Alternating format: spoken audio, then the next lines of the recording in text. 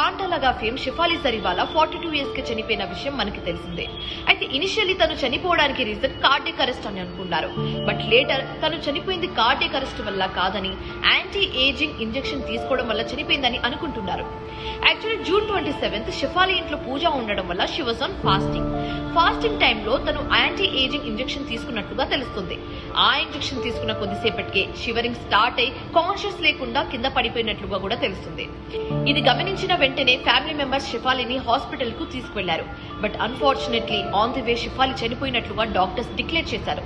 Shefali death తర్వాత forensic experts and పోలీసులు షెఫాలి ఇంట్లో చెకింగ్ చేస్తున్న టైంలో యాంటీ ఏజింగ్ ఇంజెక్షన్స్ తో పాటు vitamin C supplements and gastric pills దొరికినట్లుగా తెలుస్తుంది. మోస్ట్ ఇంపార్టెంట్ థింగ్ ఏంటంటే షెఫాలి పాస్ట్ 8 ఇయర్స్ గా ఈ ఇంజెక్షన్స్ ని వాడుతున్నట్లుగా తెలుస్తుంది. ఈ పాయింట్స్ అన్నిటిని బేస్ చేసుకుని షెఫాలి ఫాస్టింగ్ టైంలో ఆ ఇంజెక్షన్ తీసుకోవడం వల్ల బీపీ లో అయి కార్డియక్ అరెస్ట్ వల్ల చనిపోయిందని అనుకుంటున్నారు. బట్ దీనికి సంబంధించి ఎలాంటి అఫీషియల్ రిపోర్ట్స్ లేవు.